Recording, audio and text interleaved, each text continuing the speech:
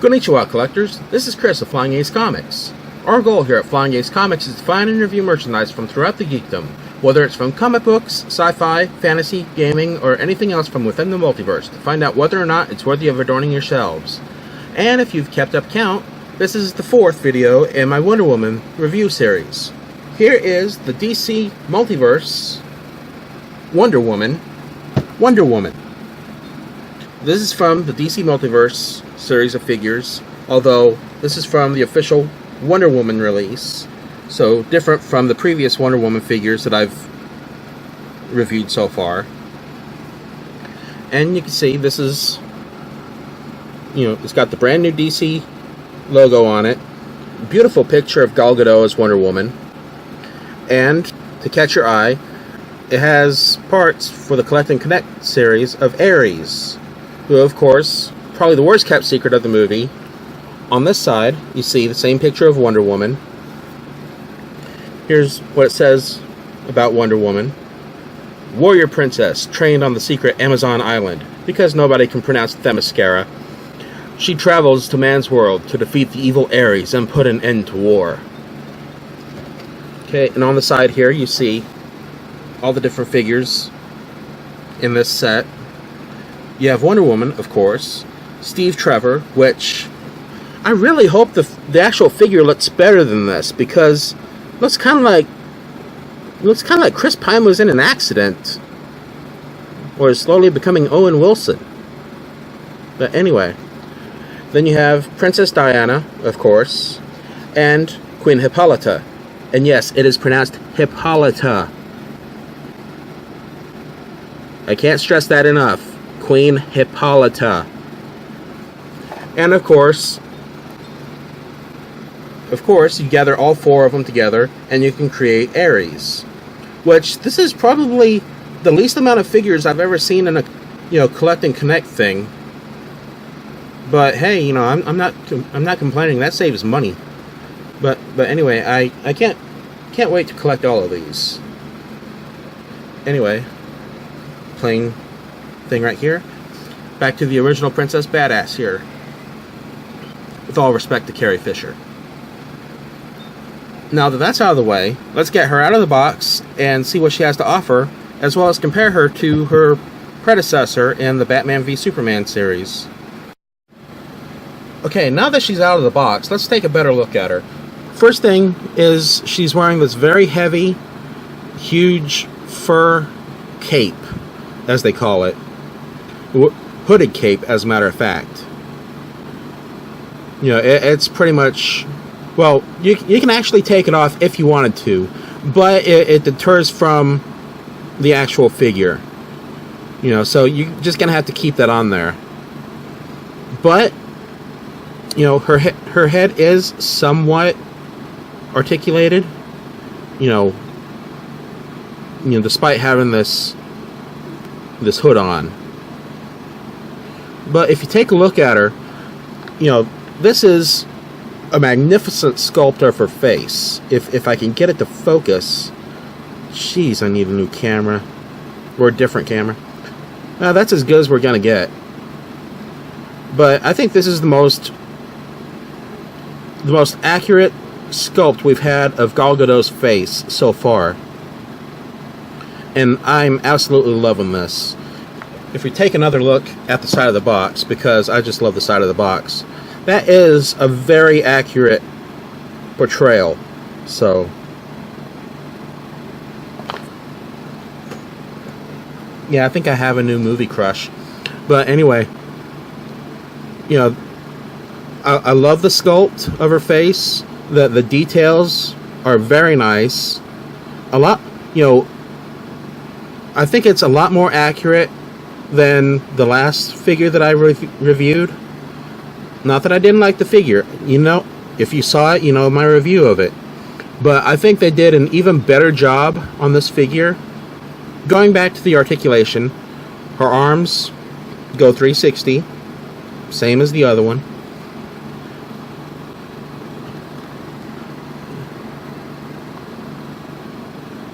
Her elbows can go at almost 90 degrees, just like the previous one. And her wrist can go the 360. Sorry, I'm still looking over the camera instead of at it. So, okay, you can see here she has the same harness as previously. I guess that's something they're going to keep on there. It does make her look a little bit more battle ready.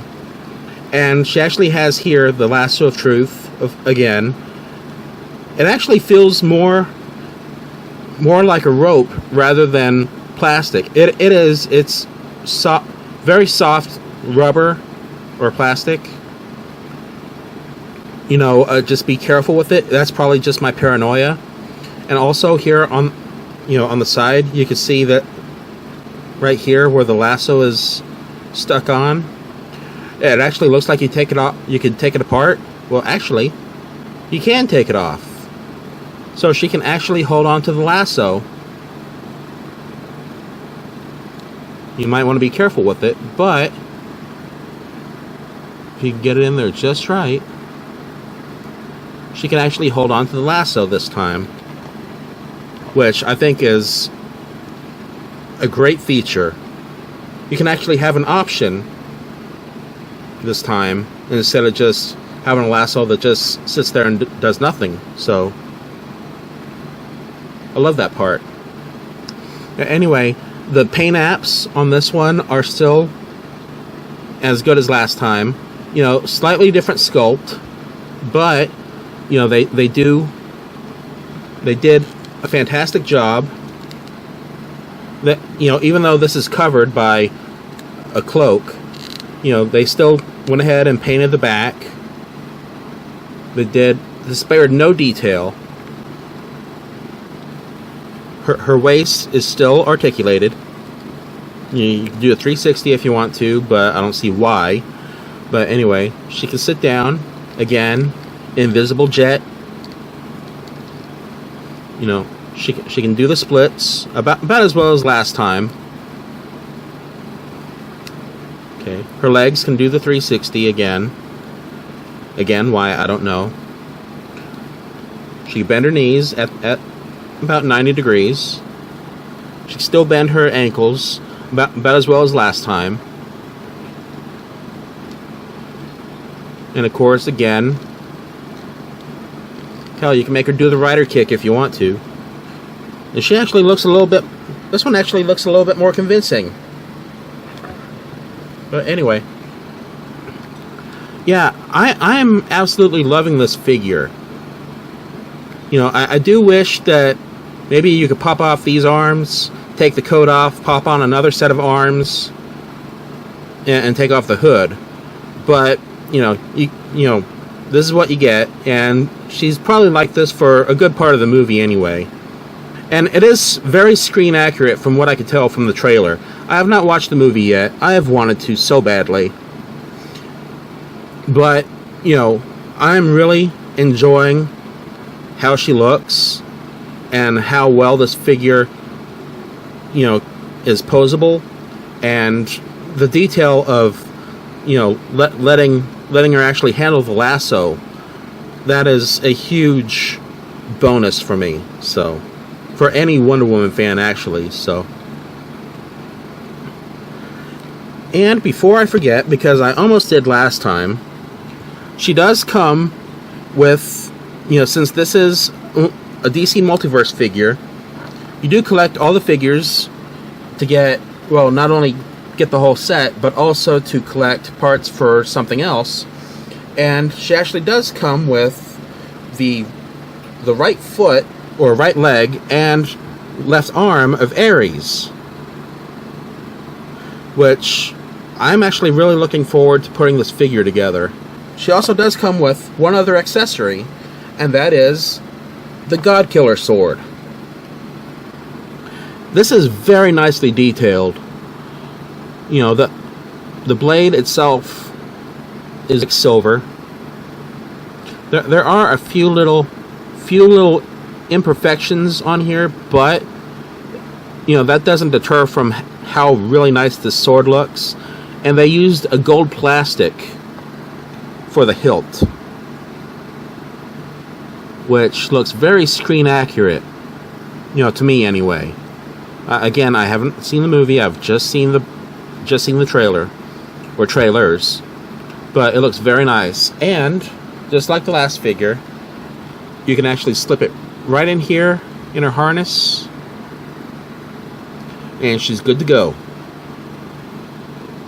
Let's just go ahead and put her lasso back. Yeah, this is a very, very nice figure. Probably my favorite so far that I've reviewed. I'm not done yet, but this is a very nice figure. I will say, however, it is kind of hard to balance her at this point because her cloak is kind of heavy and it kind of makes her fall back a little bit. So you kind of have to adjust her legs accordingly. But she is a beautifully done figure. I'm very happy with how she turned out. And before I go, and for a comparison, here she is next to her predecessor from Batman v Superman. And of course, this is the previous one from Batman v Superman. And now that you can see them side by side, you can kind of get an idea of what I was talking about before. This one is much more screen accurate with her facial features and her skin tone. The costume is pretty much the same except for slight recoloring. Because keep in mind, this is Diana from 1918, and this is Diana from 2016. I think they did a much better job on this figure.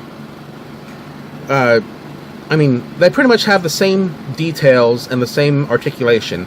It's just a matter of screen accuracy for me, and I think this one actually does a much better job at looking like how she's supposed to look in the movie. They both look like Wonder Woman. There's no arguing that. But I would recommend this one over this one. I do really enjoy both of these figures, and if you do have an opportunity to get this figure, say at Walmart or Target or wherever, I actually bought this one off of Amazon, which, again, no pun intended. She run right about maybe $18, which is a little cheaper than Multiverse figures would go, when they first come out. So that was a pretty good deal, I thought, and it was from Amazon Prime, so there was no shipping involved. I'm not sure how much they run at a retail store like Walmart, but I'm pretty sure to say $20 at least, unless there was some sort of sale going on. Do I recommend this figure? Absolutely. If you see her and you can afford her, I say grab onto her before she sells out or somebody online jacks up the price. So if you can afford to get her, go ahead and get her. I'll be back next time with yet another Wonder Woman review. So until next time, keep checking our channels. Click on the notification bell to keep up with our releases. Be sure to like, subscribe, and share on your preferred social media. And visit us here on YouTube. Also, be sure to visit FlyingAceCMX on Twitter and FlyingAceCMX on Instagram. And remember, until next time, in the words of the two great ones, be excellent to each other.